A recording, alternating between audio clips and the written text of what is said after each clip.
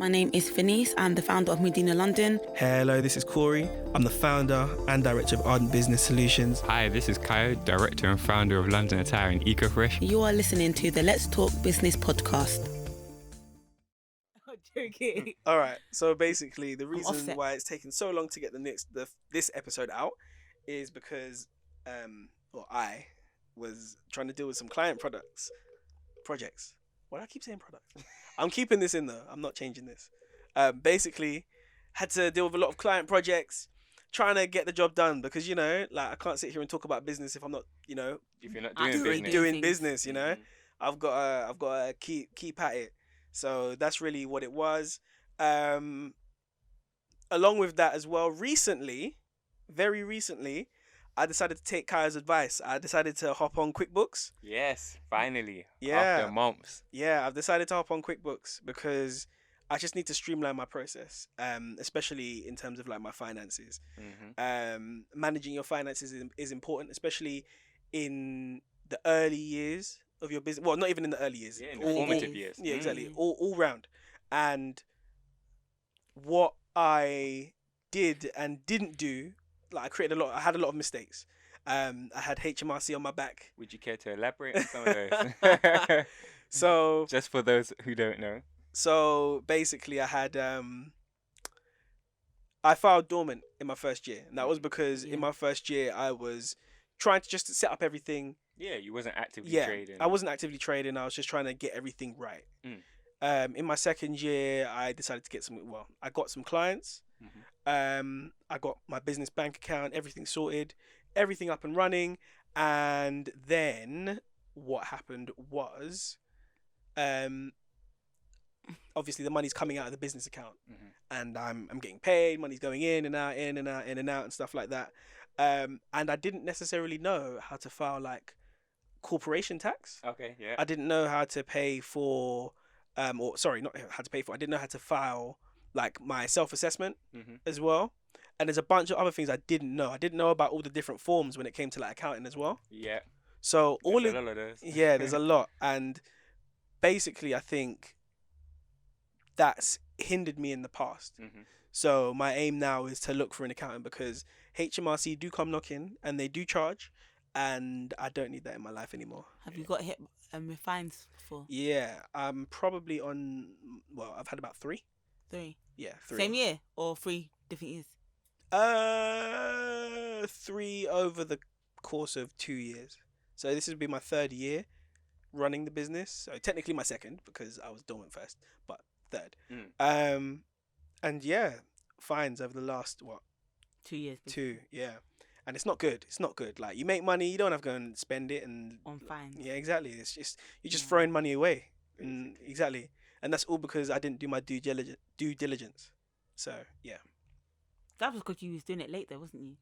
Wow, you didn't have to tell everybody. You didn't have to tell everybody my dates. Make sure you do it on time, guys. Okay. Yeah. So would you I remember you were saying that you was using a method known as the sandbox. Oh, shoebox. What is the sandbox? Shoebox. My apologies. Yeah, shoebox. Accounting. So would you care to explain to our listeners what that is? So shoebox accounting is like an actual thing. I didn't believe it was as cliche as it was.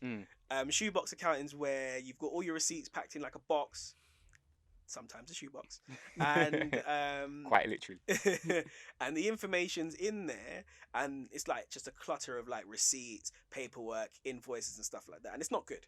It's not good to have stuff like that. Like now, mine's all sorted and it's organized, but at one point I may have had just random receipts in random boxes, and they were just chucked in a corner, and that corner was basically called my business corner, and I just knew that my information was there. I knew it was there. I knew what the information was, and I could probably sort it in like a day, but my own laziness didn't allow me to do that, basically.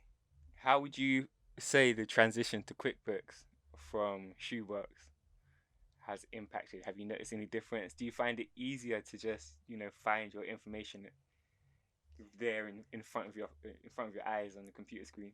Yeah, so I've got to deal with a bit of backlog at the moment, obviously, because there's been a few years of trading without it or without a system like that.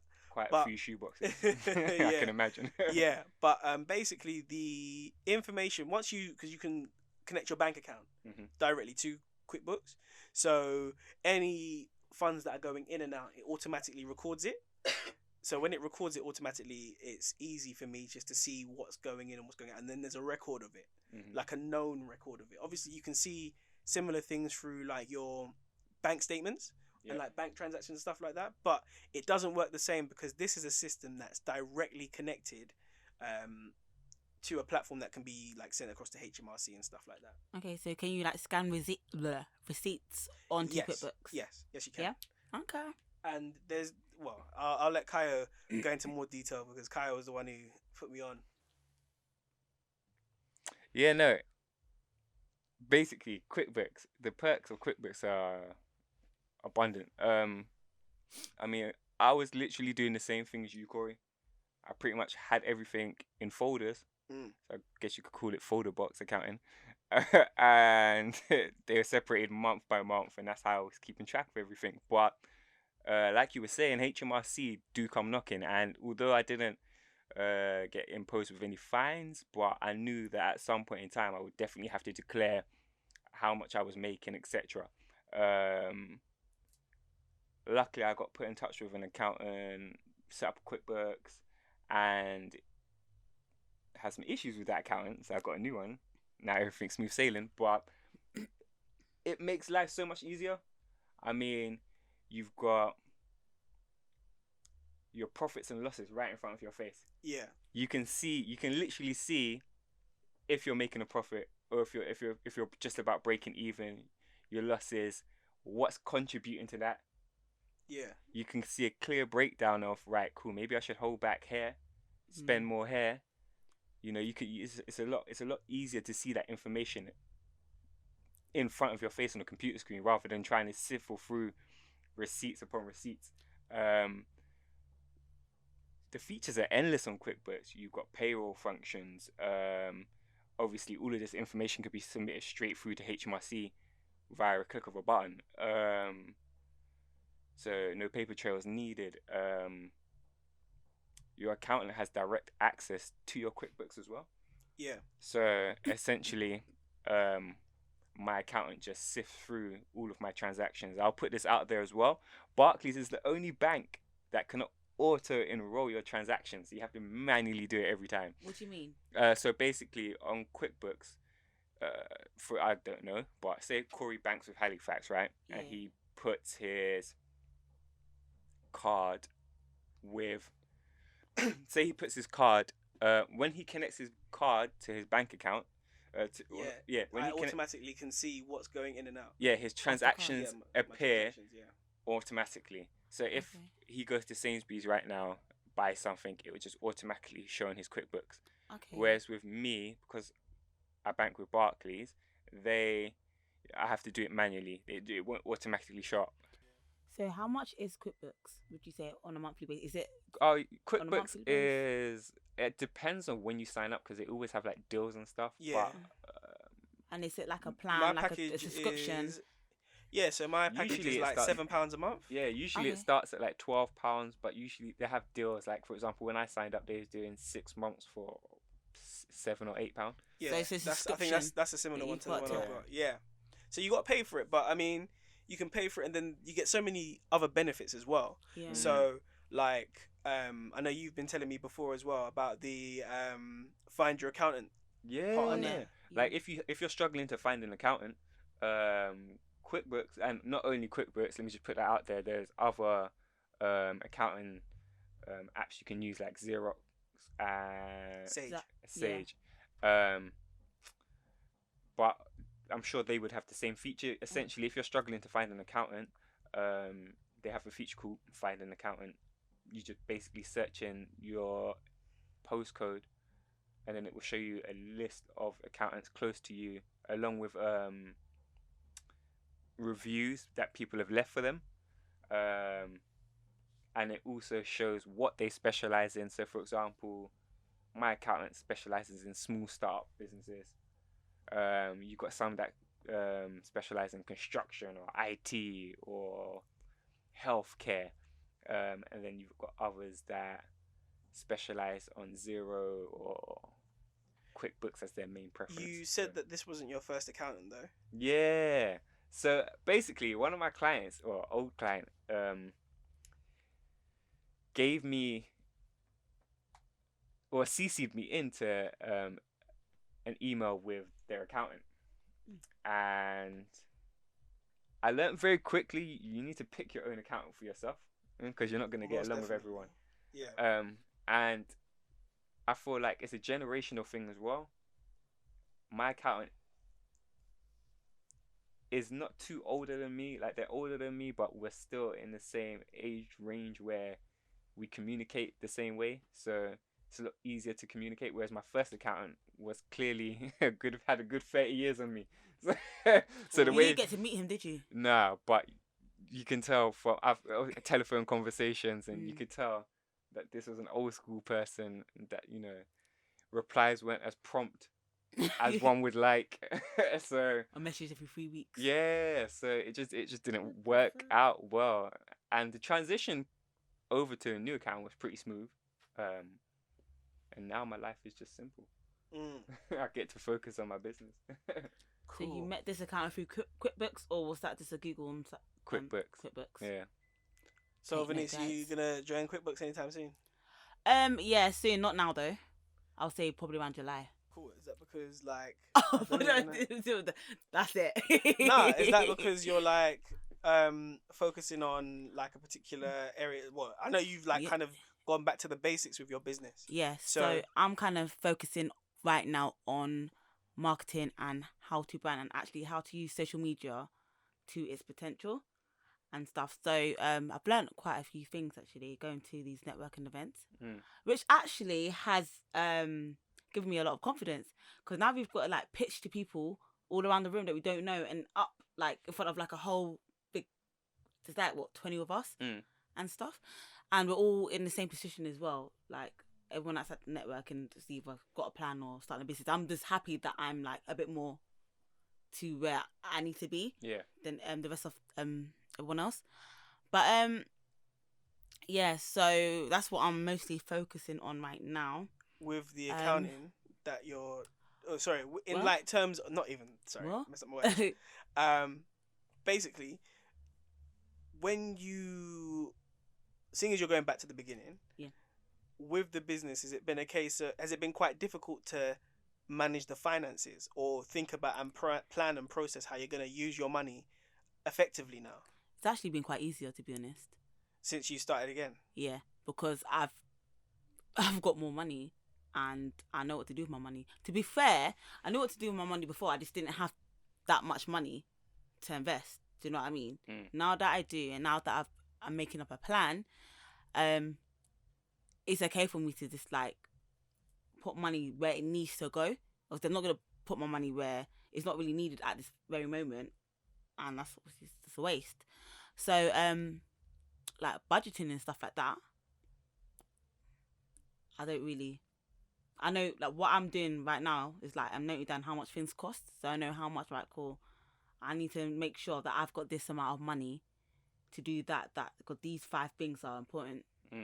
So yeah, I have no issue. But do you know what, because it's my job in it that I do, so it's like me teaching people how to budget and then me not able to budget myself kind of doesn't really make sense, you know what I mean? So I kind of got to do what I practice or what I teach. So budgeting and like stuff like that, I never really had a problem with it. I'm so tight anyway, so that's it. I'm so tight. I have money, even though when I say I don't. Do you get what I mean? But that's good for enough for me, because that means I can put my money where it needs to go. So I'm being smart with my money. That's what I like. I like to be smart with my money Cool. and stuff. All right. yeah. I've got a question for the both of you. And then we got a question for you. Sure. Joking, I'm joking. Sure. So my question for the both of you is, with your, sorry, no, let me start again.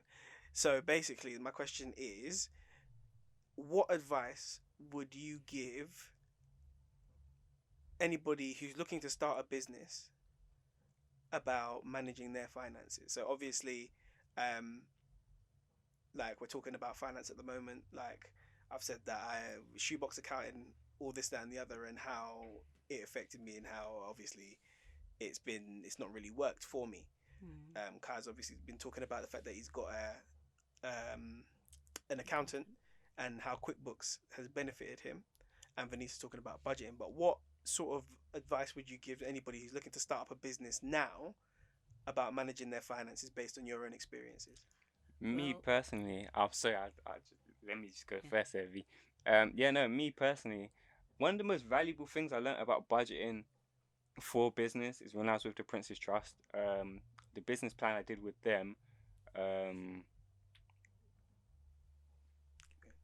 literally guidelined where my money should go, what I should and shouldn't spend on, personal survival budget.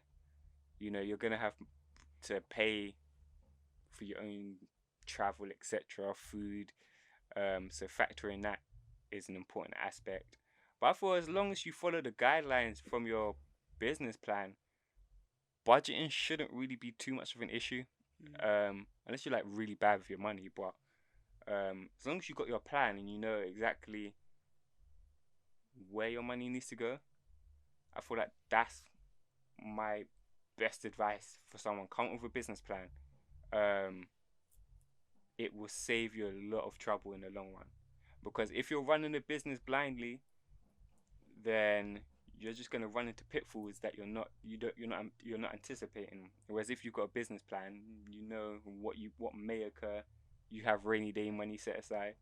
So that's the best advice I could offer anyone setting up their own business and wanting to know anything financial wise. Yeah. Nice. So what I would say is my advice would be is to save money.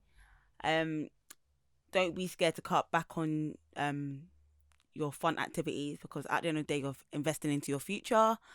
And just be sensible with your money. Like Khaiyo said, like have a plan. Do your market research. Know how much you think it's gonna you think it's gonna cost to set up your business.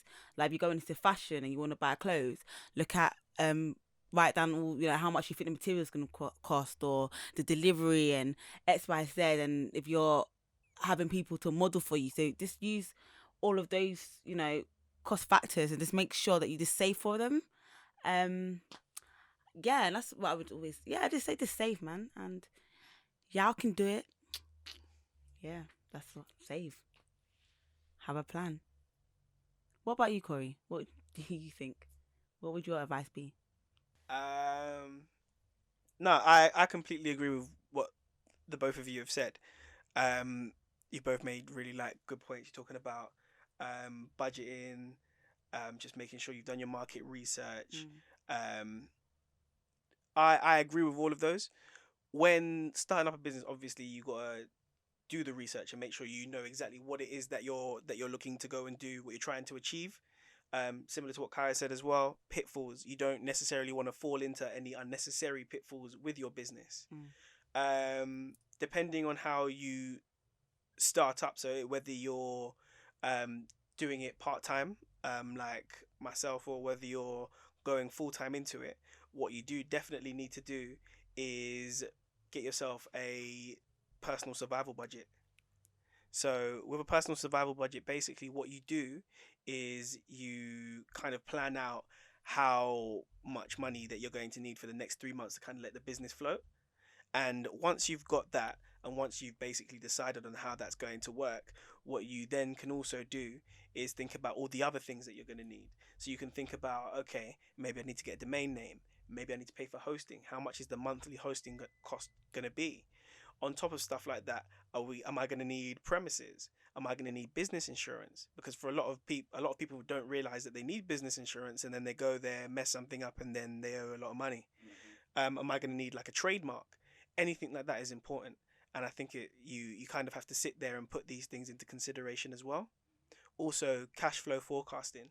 So you should like when you're running a business, obviously things will change, but in the initial idea and when you're creating that initial plan, just making sure you've got a month by month estimate on how much money you're going to spend. It might not be factual, you know, you never know what's going to happen. You might end up spending more, you might end up spending less, but having a clear idea of approximately how much you're going to spend is a good way to start. I know definitely when I started, I kind of had for the business that I do, I know that's low startup costs. So I was sitting there thinking about how much money I'd spend each month on this, and this. And then it didn't actually pan out that way as well. So obviously a part of my business is I build websites. As well as using code, there's also other platforms that I can use to help build it, and different plugins and all these different things to help build the business up. Or sorry, not build the business, build websites up. And with that, obviously you may think about a certain cost, but then you may not think about any additional costs. And then what happens if you then find a better software, something like that? And what happens if you then decide to offer a different service and you then got to buy new products? All of these things need to be accounted for, because at some point it could happen to you and then you don't want to be stuck or left in a lurch. Just to add to my point before, one other crucial piece of advice I would give to anyone seeking financial assistance: find an accountant that's willing to help nurture and build your business with you. One thing I've learned is that an accountant is the business partner you need that you didn't know you needed. That's the way how I see it. Corey, you touched upon something that I've personally been feeling it would be a good addition to this topic. Earlier when you mentioned about your run-ins with HMRC, and now that was a pitfall you didn't account for, you know, therefore there was a little risk yes involved with that. So how would you feel risk comes into your business? Oh boy, like, do you feel like you've taken enough risk, or is there more risk to be had? Or fines to be paid? Deep. See, now I just have to cut that bottom bit out. Although basically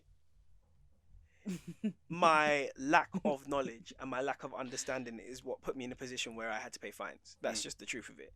I didn't know, or I hadn't read up. So like a lot of the time you think that starting a business is easy, and yeah, sure it is, but you don't necessarily realize that you're gonna have to do these things right away, or not a case of right away. Like you may think you can hold it off, and then next thing you know, it is round the corner. And I think that's what happened. So I'd started my business. I didn't do anything for the first year. I didn't even know how to file it as dormant. My friend used to be an accountant, and I spoke to him and he told me, yeah, just do this. It's quick, easy form, get it done. And you did it by form, you didn't do it online? No, sorry. Yeah, online. I did it online. But yeah, and on top of that, like, there's other bits and bobs as well. And he's even told me, like, you can call HMRC, and HMRC will give you the advice. They will help you. Not when I did it. Lucky I know how to do it now, but they were so crap. I'm sorry for you. They've helped me. Yeah, helped me I've a had lot. quite a few good experiences with HMRC. Lucky I know how to do it now, but there was this ridiculous. I was just like, oh, that, yeah. But back to the point on like risk. So risk is it goes hand in hand with your business. In order to progress, there's gonna be a chance or a time when you're going to have to take a risk. 100%. There's gonna be something you're gonna have to step out into the unknown and move forward. In terms of what I do and in terms of how I run my business, I think I don't really take as much risk as I'd like to. Okay. And that's just the truth. That's But like me I as well. really want to take more risks. And I think people look at risk as like some daring to jump moment. They think, okay, I'm just gonna jump down a dark hole. I don't know what's gonna happen, but this is it. I'm gonna risk it. And that's not the case. I don't think. I think sometimes you can actually plan your risk effectively and plan what you're going to do in order to lessen the amount of risk that you're going to take. Yeah, risk management. Exactly. And with that, like, I keep talking about, let's say, for example, I keep talking about, I keep saying I want to speak at events and stuff like that. But what have I necessarily done to make that happen? What have I done to work towards that? How have I actively been trying to get that to happen and to move forward? So, what I'm going to do, I'm going to pledge today on the podcast that I'm going to set up like my first, or I'm going to at least make the steps forward to like get my speaking engagements going. So I know I've been invited before to speak at a series of events. I know that sound just came off my laptop. I know I've been invited before to speak at a series of events before. So I've been invited to speak at like youth conferences, financial conferences and stuff like that. But I've never actually taken that risk. And that's because I wasn't actually prepared. Yeah. I didn't believe that I had the correct content. I didn't believe I had anything else. Or I didn't believe I had like the text ready, that I was even experienced enough to be able to go and do that. But I given the 3 years that I've been in business now, I feel like I have got that experience. But that's the sort of thing that I want to do. I'm going to work towards building up my speaking profile and getting the content there so I can actually start doing that and building my brand that way. Is I want to do a pop-up shop in New York. Yeah. And literally I'll be by myself, not knowing anybody in the in the whole entire country, and to literally get my products out there. And I think that it's a risk, but I think it's a risk that will go quite well. I could use my accent as a leverage, I guess. And another thing is, I think when I get to that stage where I want to get an investor, I think that'll be a risk because I'm using someone else's money to build my brand. That is a risk. To me, that's a risk because it's not your own money. And I need to make sure that I need to do everything that I need to do with that money to get results and get profit back. So in order to pay the investors, so that's another risk. But I think the New York one will be first. Okay. Got to do one risk at a time. Not 1,000 risks. Yeah. You know. Manage those risks. Yeah. Cory looks like he's itching to say something. Nurture those risks. Nope. Oh, okay. What do you think I'm saying? What do you think I'm saying? I don't know. He's just there like. I'm resting on my shoulder because this is comfortable and this is the way the microphone's positioned. So I'm cool. I hear that. So Khaiyo, what about you? Risk.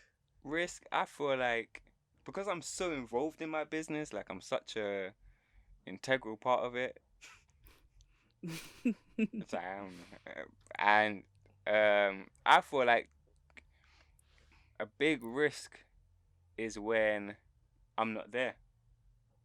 I'm going away for the whole month of July. Yeah, no. So like the biggest risk that I personally face is I'm such an integral part of my business, and that's not to sound big-headed, but I am my company. I work 7 days a week for it, and I'm planning this massive trip in July where I'm gone for the whole month, and it's like, what do I do? I'm essentially away from my business. I'm not working on it.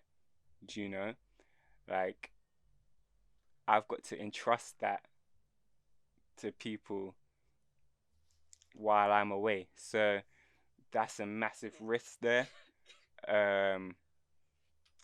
Yeah, I hear you. Yeah, so that's definitely like a massive risk that I'm gonna have to overcome, because it's like, right, I'm an integral part of the business, but at the same time, I'm not gonna be there 24/7.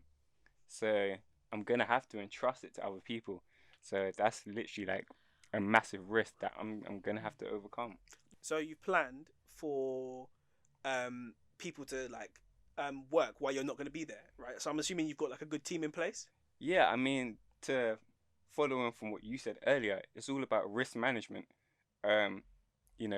You have risks, and you've got to whittle down as many, pitfalls you may come across. And I have sourced some good team members and stuff, but there's always that unknown factor. Like, they're not going to do the job the same as you. Yeah, that's it. That you took the words right out of my mouth. That's a massive one right there. I mean, what else is there for me to add? I mean, you never know. The fear of the unknown. I feel like that is such a big Fear of factor. persistence, yeah. Yeah. Plus, I think with that as well, you've built such a rapport with your clients as well. So when you've built this rapport with your clients, I think it's difficult when you have to take that step back. Yeah. And even though, it's because you're going away, you're going traveling, the business still has to run. Yeah. And even when you get back, is it something where you still take that step back, or would you go back into the business? I think personally, once I get back into the business, so it's definitely going. You're definitely going back into. Yeah, I think I would go back into the business, but I would definitely take a step back. I feel like right now, how much I'm working and how much of my own time I'm putting into the business is sustainable only for a short period of time. Yeah. Like literally 14, 16-hour shifts back to back. That's crazy. You can only sustain that for a certain amount of time. And you know, it's foolhardy at the end of the day. But seeing the system in place, seeing how it works, ironing out those little kinks until it's a system where it can work without me having to do as much hours as I do right now. That's the point to where I want to get it. Yeah, working on the business instead of working in the business. Exactly. And then at least it still builds time for the company to develop up as well. Yeah. So yeah, I get that. We spoke about finances. We spoke about finances. We've spoken about risk management. I also want to quickly I've given a pledge. I've given my pledge. Have we got pledges for at least the next time before the next podcast? So my pledge for this, before the next podcast, is to build up some content in terms of like getting ready for speaking engagements. I really want to speak. So for me, that's a case of getting like a talk ready, like a pre-made talk that I can sit down and give out to when I go to like events and stuff like that. Also, I want to create like a workshop or a seminar as well. So a lot of my clients, I do a lot of online, well, obviously I run a digital marketing company, but a lot of my clients have issues with some of their online activities. Yeah. And what I want to do is offer one-to-one and group sessions as well. So I'm going to get in the process of actually creating a course that does that. Would it be an online course or would it be face-to-face? It'll be online. Okay. So like a webinar? Yeah. Okay. Yeah. Can I pledge something that's not happening anytime soon? Sure. Yeah, you can. I mean, you don't have to. It's your pledge, man. But yeah. Yes, I'd like to pledge that by December 2020, I will have my first rental property. Property is something I've always wanted to get into, so that's like my big aim right there. No, that's good. What about you, Venice? So I have 2 pledges. My one is to perfect my pitch. I just need to cut it down a lot so it doesn't seem like a story. And the second one is to by the end of the year is to get at least 5 of my Medina London bags in Selfridges. Cool. Kai, you getting your picture ready, have you? Yeah, you have. You gave the house one. Yeah. Did you give your pitch? Yeah, I was first. I forgot what you said. Alright. So, people don't really. What did I pledge? I pledged to. Oh yeah, I remember. So basically, the power behind like speaking things into existence is real. Like, it's not spiritual. It's nothing like that. When you talk it into the universe for some strange reason, speaking it into existence. Yeah, exactly. For some strange reason, these things just decide to start happening. I remember I was sitting there and I must have just said, "Boy, I need more clients," and then people started calling up my phone. Like, it was that strange, and this literally happened the other day. And obviously, it's not the same because this is a pledge. This is something that we're going to be working towards. Yeah. Yeah. So we also have a YouTube channel. So if you guys would, if you guys go and visit that, you can actually see what we're doing to work towards our pledges as well. Yeah, I believe, speaking things into existence and then manifesting is big. I mean, today I was praying certain chemicals were going to sale. When I went into Sainsbury's, they were on sale. God works in mysterious ways, ladies and gentlemen. You know what? It's true. Mm-hmm. And if there are any listeners who have got their own pledges, then write them down or speak them out loud. Write them down, so then at least you two have something that you can work towards in either your business or your personal life. Mm-hmm. Thank you for listening to the Let's Talk Business podcast. If you have any questions, get in contact with us via letstalkbusinessuk@gmail.com.